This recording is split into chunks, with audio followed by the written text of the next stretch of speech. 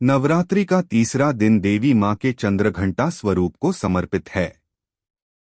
मां का यह स्वरूप शांति, वीरता और दिव्य तेज से परिपूर्ण है।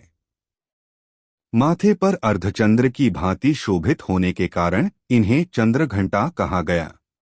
इनकी वाणी में करुणा है, किंतु युद्ध में उनका रूप अत्यंत भयानक और प्रचंड हो जाता है।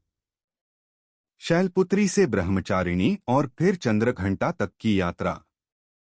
जब हिमालय कन्या पार्वती ने ब्रह्मचर्य व्रत से कठोर तपस्या पूर्ण की, तब महादेव ने उन्हें अपनी अर्धांगिनी रूप में स्वीकार किया। उनके इस मिलन के पश्चात पार्वती का तीसरा स्वरूप प्रकट हुआ, जिसे हम चंद्रघंटा के नाम से जानते हैं। दिव्य स्वरूप का वर्णन। मां चंद्रघंटा का रूप अत्यंत भव्य और अलौकिक है। उनकी दशभुजाओं में शंख, धनुष, बाण, कमल, गदा, त्रिशूल, तलवार, खड्ग, कमंडल, घंटा और वरमुद्रा सुशोभित हैं। उनके गले में पुष्पमालाएं हैं, शरीर पर स्वर्ण आभा छिटकी हुई है। सिंह पर आरूढ़ होकर वे संपूर्ण त्रिलोक की रक्षा करती हैं। माथे पर अर्धचंद्र से युक्त घंटे के आकार का प्रकाशमंडल सदा झिलमिलाता रहता है। त्रेतायुग के प्रारंभ में असुरों ने स्वर्ग और पृथ्वी लोक पर अपना आतंक फैलाना प्रारंभ किया। महिषासुर और उसके अनुचरों ने देवताओं का यज्ञ भंग कर दिया। ऋषिमुनि तपस्या में विघ्नित होने लगे। धरती पर अराजकता छा गई।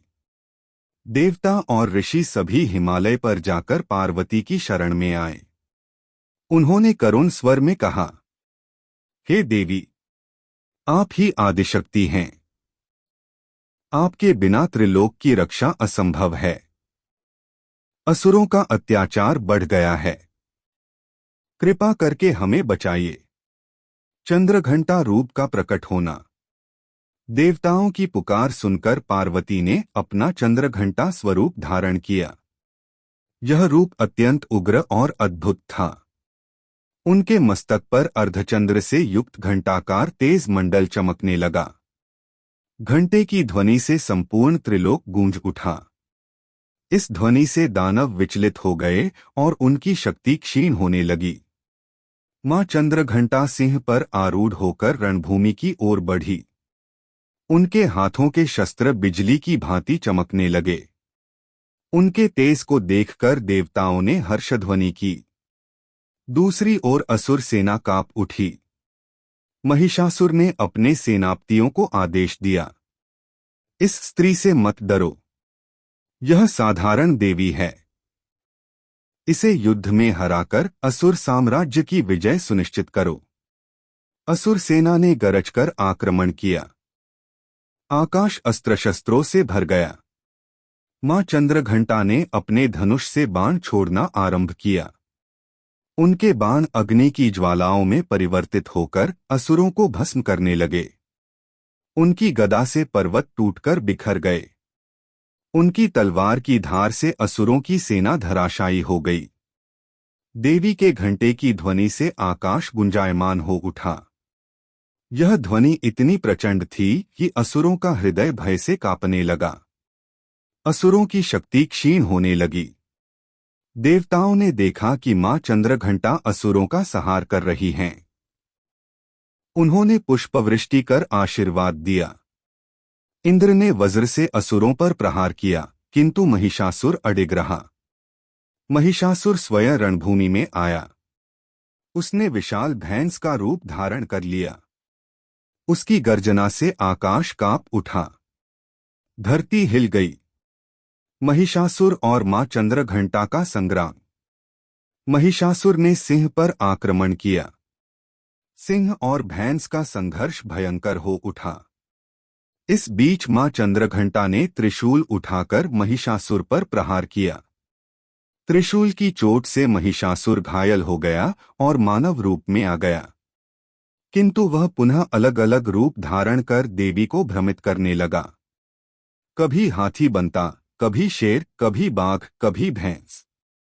देवी ने अपने शस्त्रों से उसके हर रूप का संहार किया।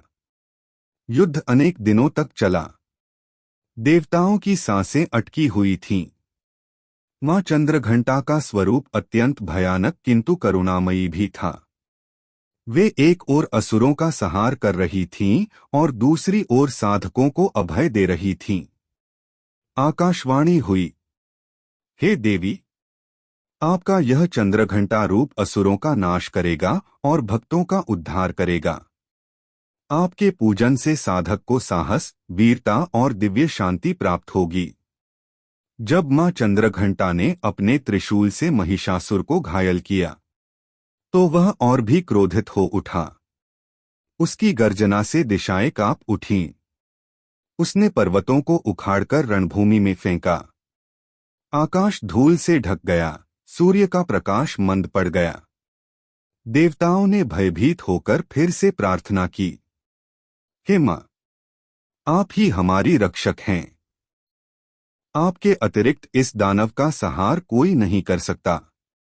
मां ने करुणा से मुस्कुराते हुए कहा, भय मत करो, यह महिषासुर अब अधिक दिन जीवित नहीं रहेगा। मां चंद्रघंटा ने अपने रूप को और भी विशाल कर लिया। उनकी आंखों से ज्वाला निकलने लगी।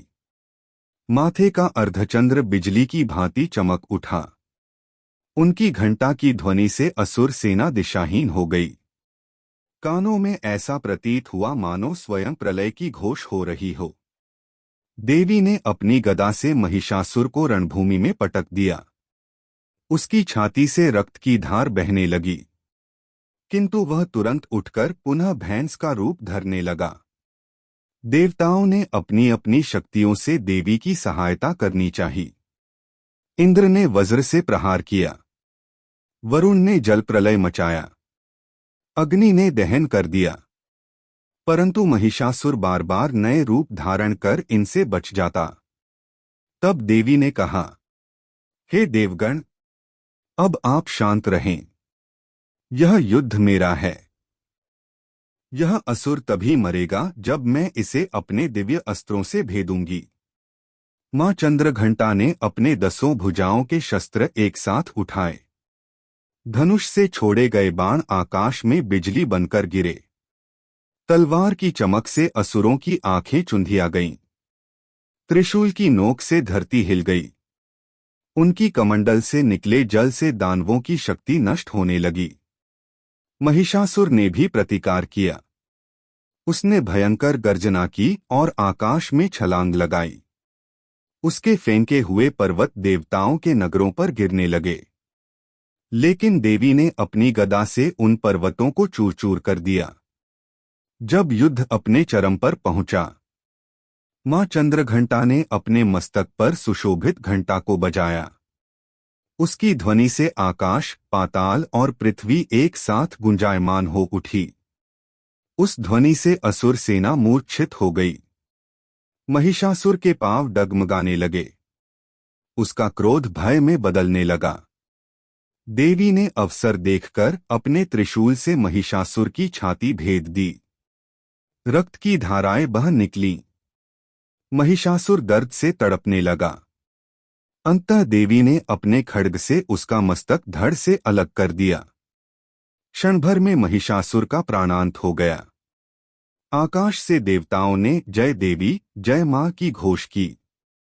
दिशाओं में शांति का संचार हुआ। ऋषिमुनियों ने स्तुति की और देवी को प्रणाम किया। महिषासुर का वध कर देवी ने पुनः अपने करुणामयी स्वरूप को धारण किया।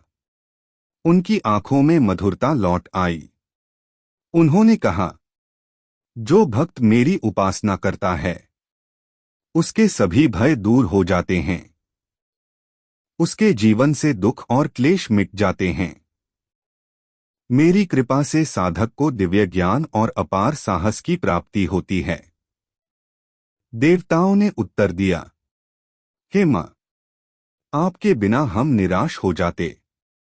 आपकी कृपा से ही यह त्रिलोक पुनः संतुलित हुआ है। तब से नवरात्रि के तीसरे दिन मां चंद्रघंटा की पूजा की जाती है। भक्त प्रातःकाल स्नान करके स्वच्छ वस्त्र धारण करते हैं। फिर देवी के समक्ष कलश स्थापित कर फूल, अक्षत, दुर्वा, फल और पुष्प अर्पित करते हैं। विशेष रूप से घंटा और अर्धचंद्र का पूजन अनिवार्य माना गया है। भक्त जब ओम देवी चंद्र घंटाए नमः मंत्र का जाप करता है तो देवी की कृपा से उसके हृदय का अंधकार मिट जाता है। वह निडर, साहसी और तेजस्वी हो जाता है।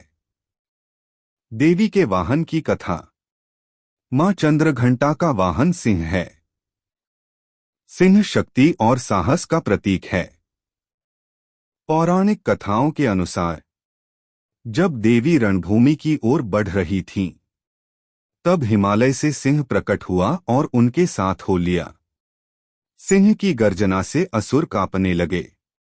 इस प्रकार देवी का यह वाहन उनका सदा सर्वदा सहायक बन गया।